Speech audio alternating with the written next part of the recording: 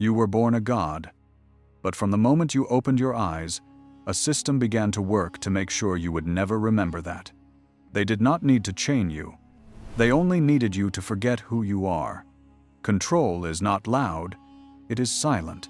Slavery is mental, forged in invisible chains. It is the rules you never questioned, the truths you accepted without thinking, the beliefs you absorbed without noticing, the right dreams they told you to chase so you could become someone. All of it carefully designed to shrink the infinity that you are into something small, predictable, and obedient. Yet deep inside, there has always been a discomfort, a hum behind your thoughts, a subtle sense that this life is not exactly what it seems, that there is something in you no label imposed by society can explain. This video is not here to offer you one more beautiful philosophy for your mind to collect. It is here to pull back the curtain and remind you of what the ancient masters called the Hermetic laws, and what Jung, centuries later, recognized as the call of the self, the divine spark trying to break through the character you have been trained to play.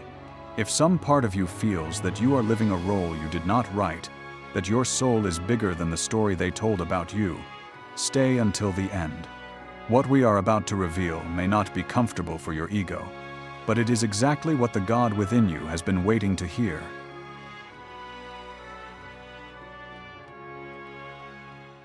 Imagine you were born on a stage, before the lights even came on. You are vast, without a script, without a costume, pure presence. But as soon as the show begins, they put clothes on you, give you a name, hand you a role. They point to the script and say, "This is who you are. Speak like this, feel like this, desire this." With time, you forget that you existed before the character. You start defending that role as if it were your very life. And when something inside you begins to suffocate, you do not think, "Maybe the script is wrong." You think, "There is something wrong with me." In Hermeticism, the first law says, "The all is mind, the universe is mental." This means real control never starts with visible chains. It starts with the ideas you accept as reality. School, media, religion, family, none of this is neutral. All of it offers a ready-made package of beliefs about who you are, what is possible, what is right to desire. Have you ever noticed how many of your opinions were never truly yours? They were just silently installed. How many dreams you chase today are, deep down, someone else's dreams wearing your body? Jung called persona this social mask you wear to be accepted. It is not evil, it is a tool. The problem begins when you forget it is a mask and start believing that is your true self. You learn to be the exemplary child, the obedient student, the productive employee, the responsible adult who pays bills and swallows their own soul. On the outside, everything looks fine. On the inside, a persistent sense of fraud. Why do I feel empty if I am doing everything right? Have you ever felt that? Have you ever looked at your own life and thought, "At what point did I disappear from here?" The collective unconscious, for Jung, is this field of ideas, fears, and patterns shared by all of humanity, and it is exactly where the system operates every single day. Advertising, news, success and failure narratives keep feeding the same archetype. The human being who is small, guilty, limited, dependent on external authority. In Hermetic terms, this is the law of correspondence in action. As above, so below. As within, so without. Macro control, political, economic, cultural, is reflected as micro control inside your mind. You feel guilt without knowing why. You feel fear without knowing of what. You feel you must fit in, even when that slow conformity is killing you. And here comes a small shock of awareness. What if it is not you who is defective, lazy, weak, or lost, but rather the character that was placed on you that never fit your soul? How many times have you judged yourself for not managing to be happy inside a life that was never designed for your essence, but for the system's convenience? How many parts of you, intuitive, creative, spiritual, did you have to bury just to squeeze into the mold? Hermeticism and Jung meet exactly at this point. Both say, in different languages, that you are not the mask. You are not the character trained to obey. You are the consciousness that observes all of this unfolding. The problem is not you. The problem is total identification with a self that was programmed to serve the system, not yourself, not your inner God. And the moment you begin to see this, the old script starts to lose power and, for the first time, the one who begins to appear is you. Before we go on, a quick but important pause. If this content is already stirring something inside you, remember to like this video and subscribe to the channel. This is not only to help the channel. When you interact, you are teaching the algorithm and the very field of information to bring you more knowledge that expands consciousness instead of mere distraction. You start to co-create your digital reality with intention, not on autopilot. Imagine that instead of controlling the movie of your life, someone decided to control the camera through which you watch that movie. They would not change the scenes. They would change the lens, making it foggy, cracked, filtered in a way that distorts everything. You keep looking at the world, but now everything seems more gray, heavy, tired.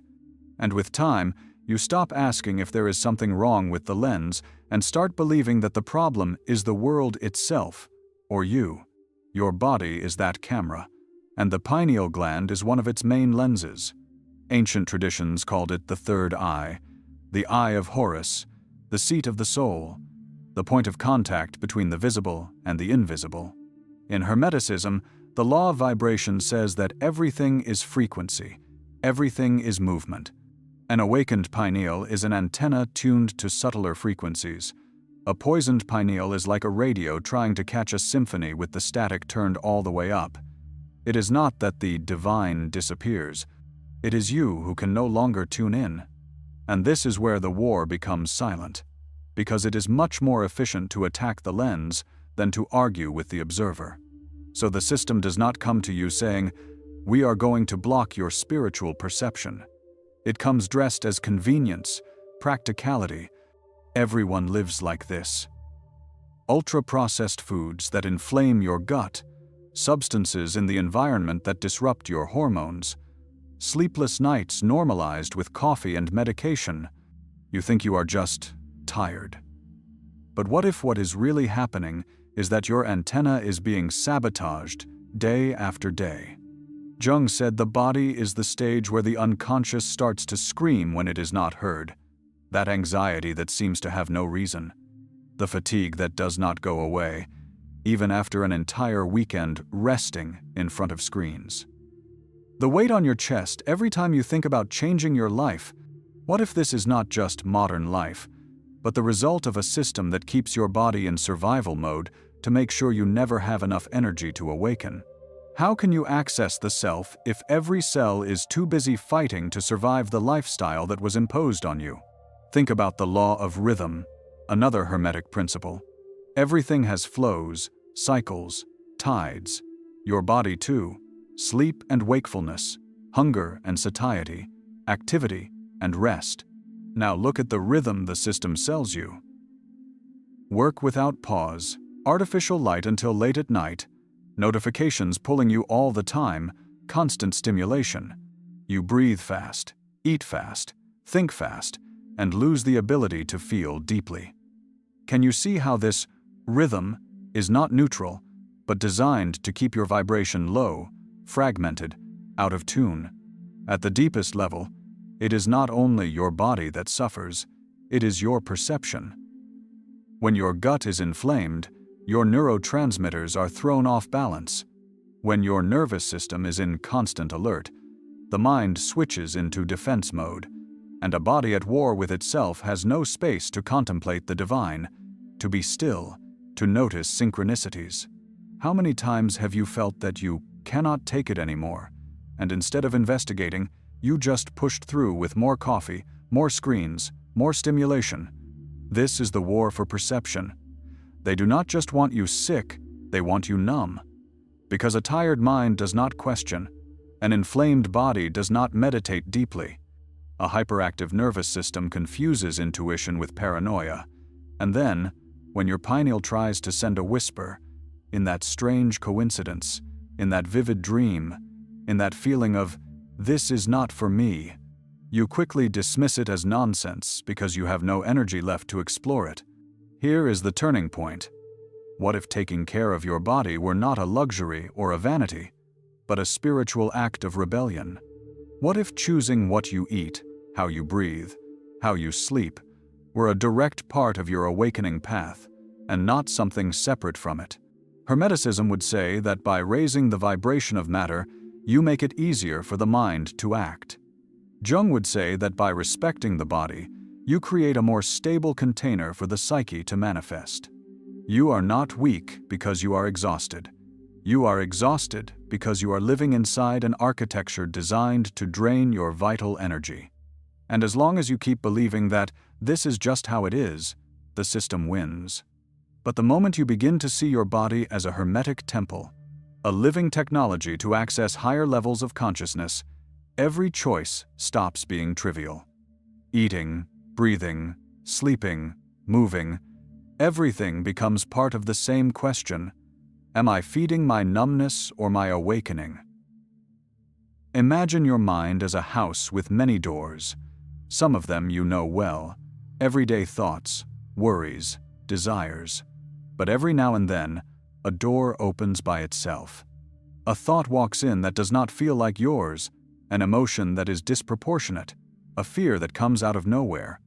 You feel a weight, a pressure, an inner voice saying, "Stay quiet, do not change anything, who do you think you are?" You shut your face, swallow your words, return to the same old role, and you do not even notice you have been pushed back inside the cage.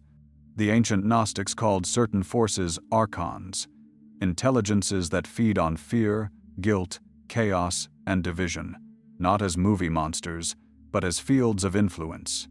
In Hermeticism, the law of polarity explains that everything has two poles, but they are in fact the same thing at opposite ends, and that opposites can be reconciled: love and fear, trust and guilt, truth and lies.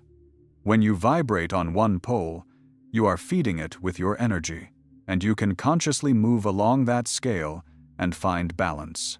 The law of cause and effect reminds you that nothing happens by chance. Every repeated thought, every emotion you keep feeding, every time you choose fear instead of truth, all of this generates effects in your psyche and in the field around you. The question is, who is benefiting from your energy when you unconsciously choose the same reaction over and over again? Jung looked at this from another angle and called shadow everything you were forced to deny in order to be accepted: anger, desire, spirituality, intuition, courage, personal power. These parts do not disappear. They go down into the basement of the psyche and organize themselves into complexes, small, autonomous selves that can take the wheel of your consciousness for a few minutes or for years. You know, when you catch yourself sabotaging everything precisely when things start to work out, or when you enter a relationship that repeats the same destructive pattern even though you promised, "This time will be different." It is as if something inside you had its own script that does not match what you consciously say you want. Now bring the two visions together, gnosis and psychology. Archons can be read as entities or as symbols of these psychic and collective forces that make sure you do not step out of line, that you stay small, guilty, ashamed, divided. They operate through your unintegrated shadow. When you believe, "This is just how I am, I always ruin everything, I do not deserve more," you are repeating, word for word, the script that keeps these forces fed. Have you noticed how your worst thoughts about yourself are far too cruel to have been born from your essence? Can you see how your inner dialogue is incompatible with your divine spark that is part of the all? What if not every thought that passes through your mind is actually yours? What if part of your anxiety, your self-criticism, your shame, is the echo of a sick collective field, an unconscious saturated with guilt, fear, and control? How many decisions have you made or failed to make because an inner voice, whose origin you cannot even identify, whispered, "It is not the right time. This is too risky. This is not for you." How many times have you felt a clear calling from your soul, only to feel, seconds later, an invisible counterorder sending you right back to what is safe, small, and familiar? Both Hermeticism and Jung agree on one essential point. As long as you remain unconscious of your own contents, you are governed by them. The archons, whether read as psychic forces or entities, do not win through brute force. They win through forgetfulness, distraction, blind identification with everything you feel and think. When you believe, "I am this fear, I am this guilt, I am this failure," you become perfect fuel.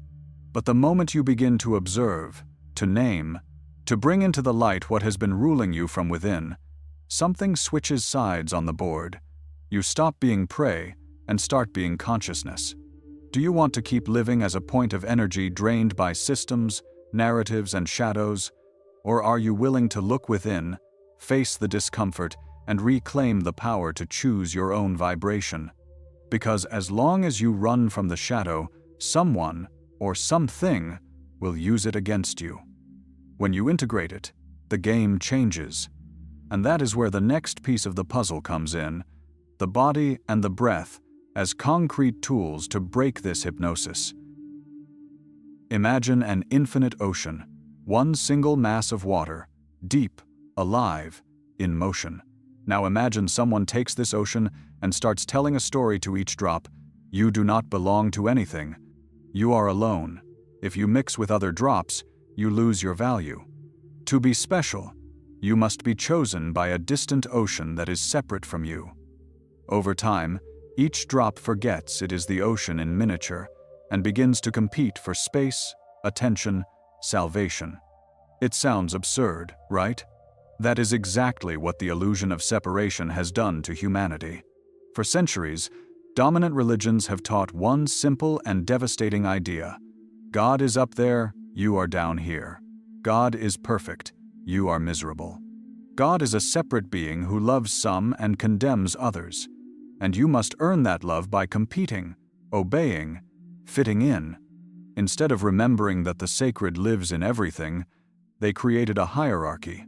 A few official representatives have access to the divine. Everyone else depends on them. And when you convince billions of people that they are separated from the source, you create the perfect structure for control, guilt, and fear. How can you question a system that claims to be the gatekeeper between you and God himself?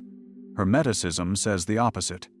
The Kybalion states, "The all is in all, and all is in the all." The law of mentalism says everything is consciousness. The law of correspondence shows that the same principle repeats at every level: spirit, mind, matter. This means there is no real separation between you and the divine. What exists is a veil of perception. When that veil is reinforced by doctrine, dogma, and fear, you stop acting as an expression of the all and start living as a spiritual beggar, begging for crumbs of meaning and worth. Jung saw the same wound in a different language. For him, the self is the center of the psyche, the whole, the inner God trying to manifest in your life. But the ego, trained by the culture of separation, is terrified of this. Why? Because if you discover that you carry a divine spark within you, every structure based on, "I am small, the world is hostile, I only survive by competing," collapses. So the ego prefers to believe the story of separation, me versus the other, right versus wrong, saved versus lost, better versus worse. And this is the root of almost all human suffering, living as if we were isolated, cut off from God, from others, and from ourselves. Notice how this illusion of separation sustains the world exactly as it is today. If I believe I am separate from you, I can exploit you, compete with you, step on you, humiliate you, because it is just business, it is just politics, it is just the internet. If I believe I am separate from nature, I can destroy it in the name of progress.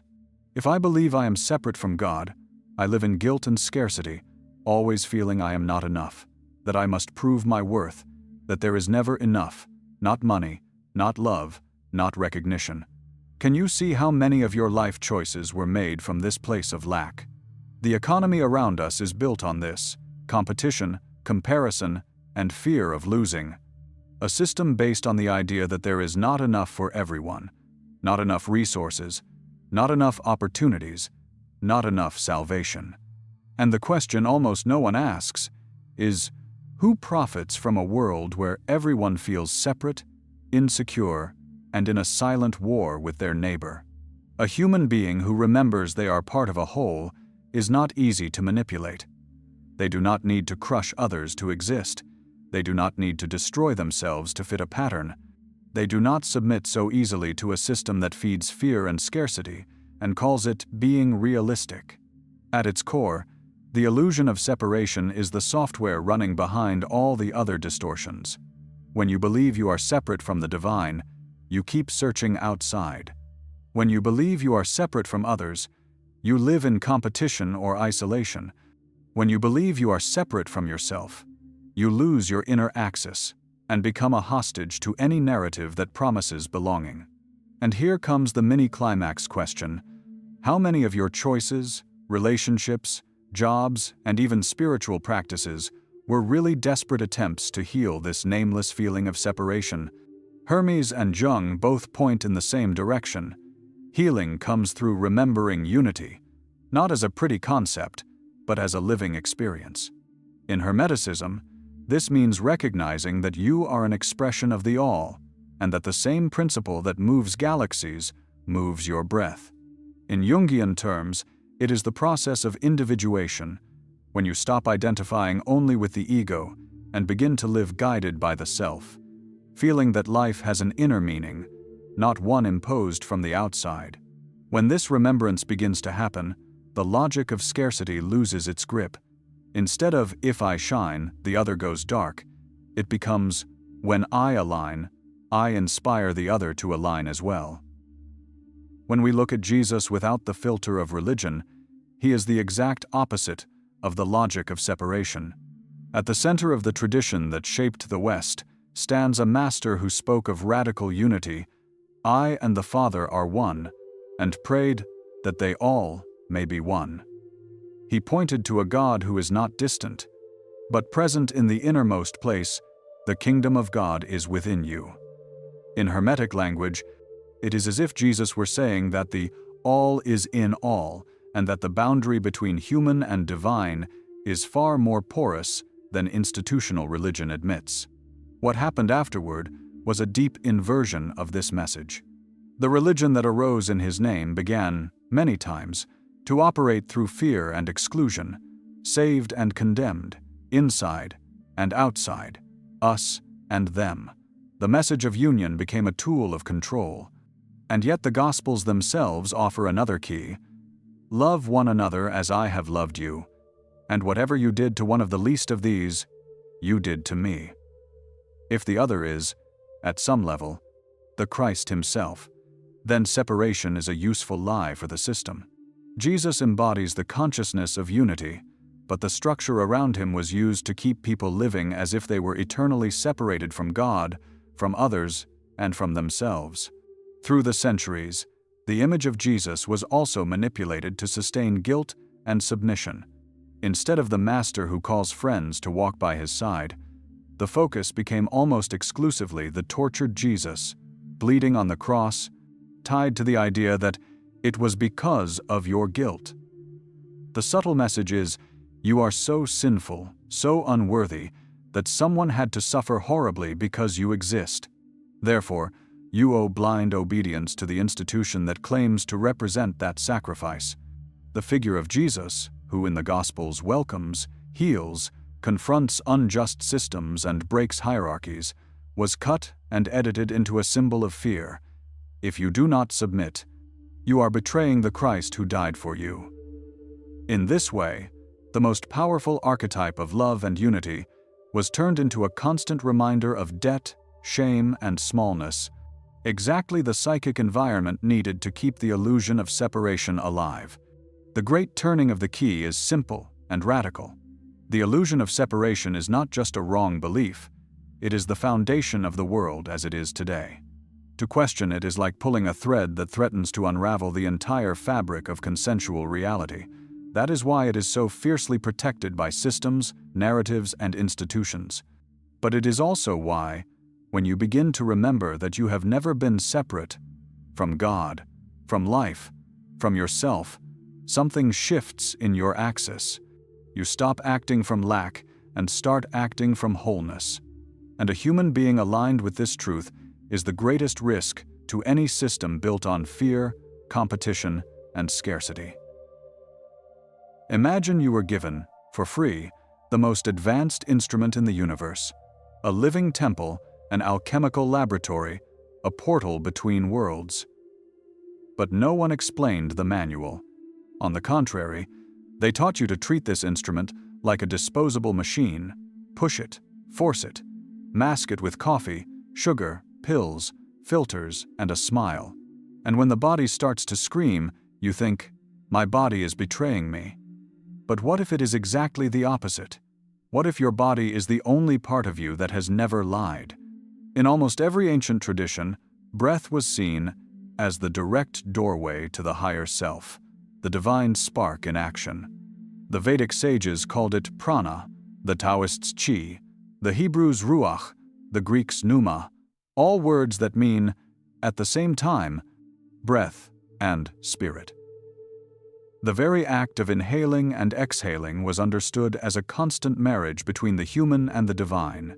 Each inhale, the all entering, each exhale, the self surrendering back to the all.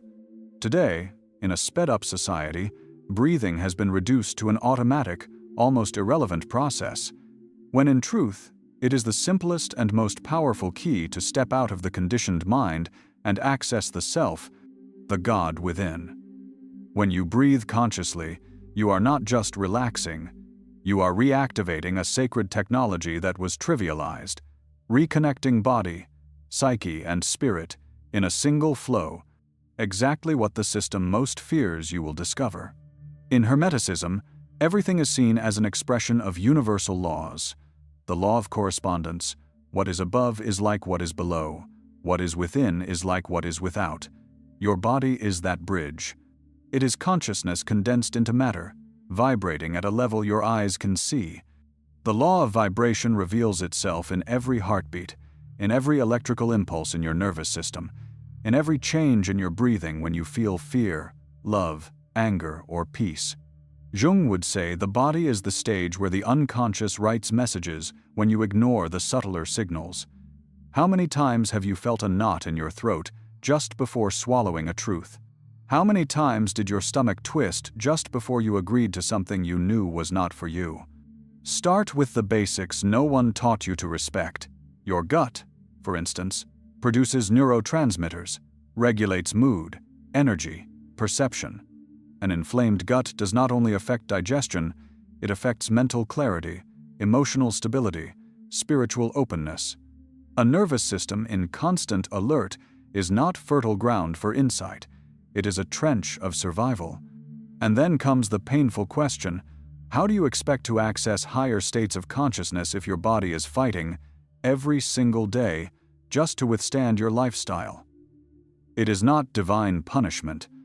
It is coherence.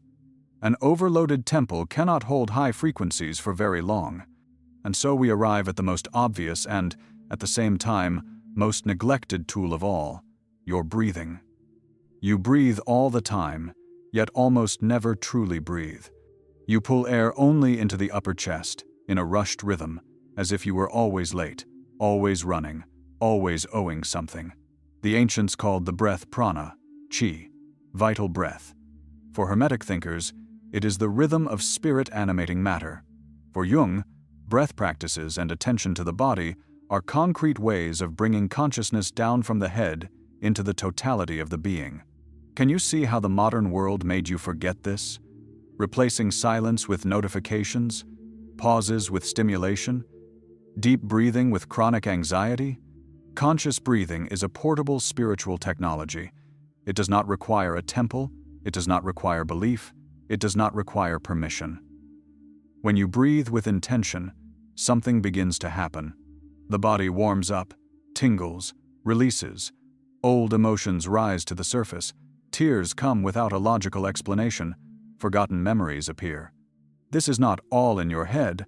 It is in your energy field clearing static. The subtle pathways through which life force flows, what traditions have called chakras, meridians, channels, begin to unlock. And that weight you carried as if it were just your personality was sometimes only stagnant energy asking to move. This is where body, Hermeticism, and Jung meet.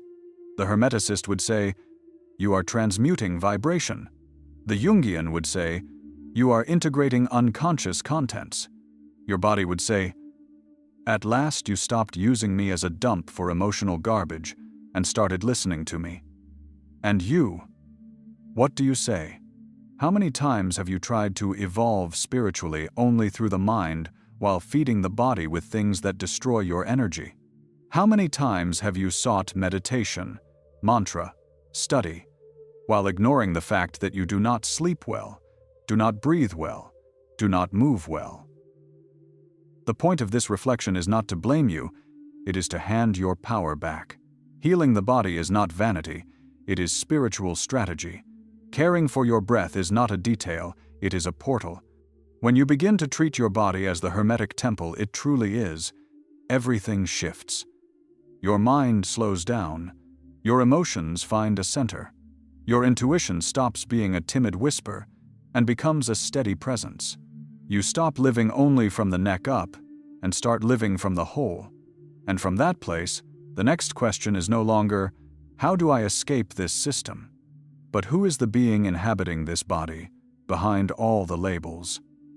That is exactly what the next topic will confront. Imagine that since childhood you have tried to answer the question, who am I, using only what the world handed you as an answer. You are this name on your birth certificate, this gender on your ID, this tax number, this nationality, this profession, this religion, this zodiac sign, this diagnosis. Layers, labels, boxes, and for a while, it even gives you a sense of safety. It feels comfortable to have a defined place. But at some point, something inside you starts whispering, "Okay, I understand who I am supposed to be out here, but who is it that is in here, looking at all of this?" That is the moment when the question changes in quality. It stops being bureaucratic and becomes spiritual. Jung called persona this social character you wear in order to exist in the world, the version of you that knows how to behave with family, at work, in spirituality, even on social media. The persona is not fake, but it is partial. It is the me that learned how to survive. The self, for Jung, is the deep core of the psyche, the totality, that which knows who you are beyond all roles. When you ask, "Who am I?" and only find answers linked to the persona, the soul feels something is still missing. It is the difference between saying, "I am a teacher, a parent, a therapist, a seeker," and feeling, deep inside, "But I was something before all of this, and I will continue to be something after all of this is gone." Hermeticism gives the same answer in a different language. The Kybalion says, "The all is mind, the universe is mental, and that the all is in all, and all is in the all." This means that, in essence, you are not just a person who has a soul, you are the soul itself, temporarily using a person to express itself.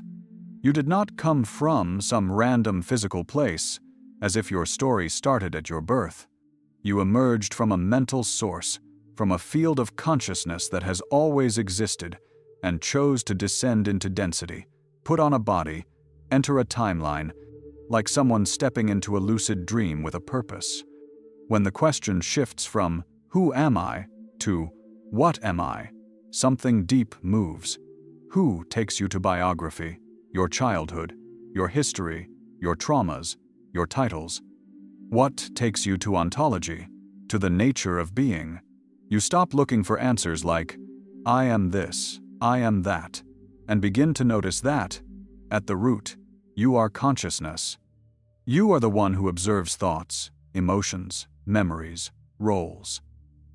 You are the silent background on which everything appears and disappears. When you ask, "Where did I come from?" the answer stops being only, "From this city, this family," and becomes, "I came from the all, from the universal mind, and I condensed into form for a while. Where am I going?"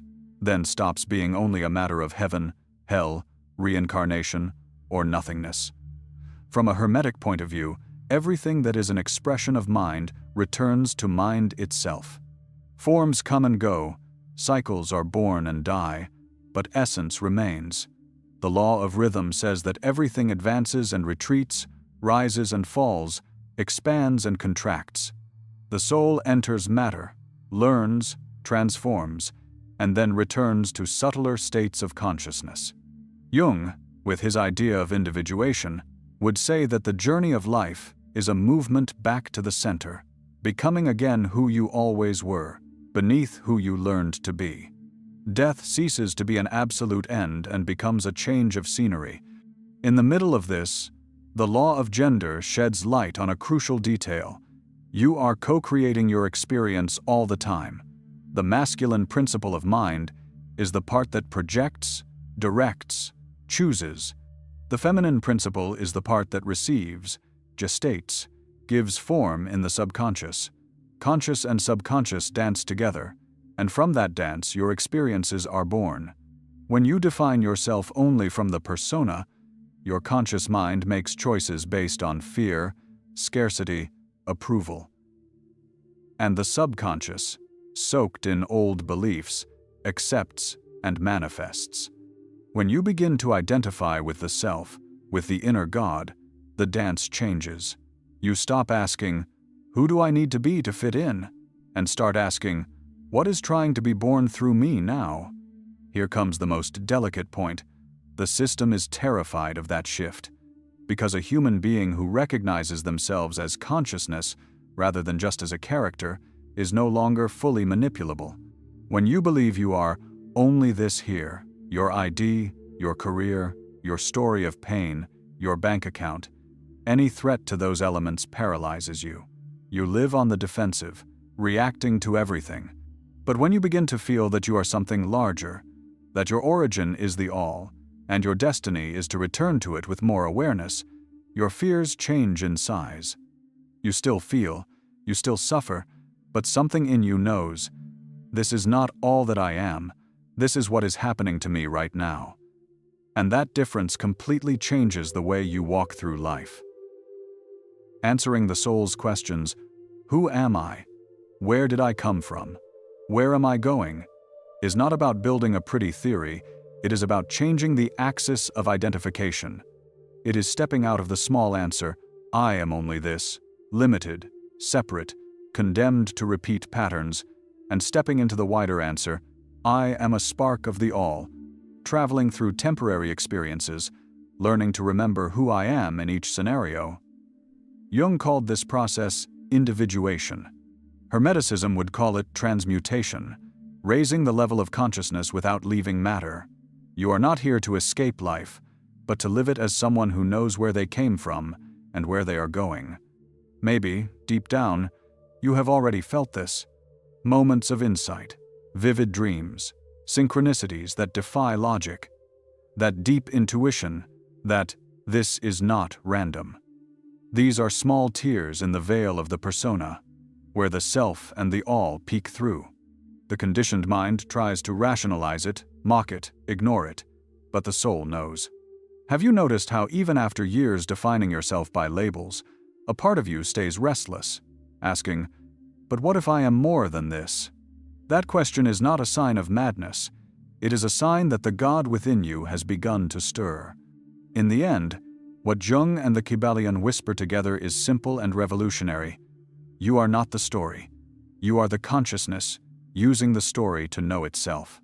You are not just someone who came from nowhere and is going nowhere in a cold universe.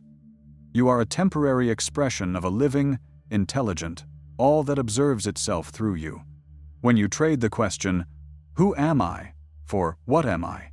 and start living from that answer, the character trembles, the system trembles, and the inner God finally finds space to appear. From that place, your entire life, past, present, and future, gains a meaning that no label has ever been able to give you.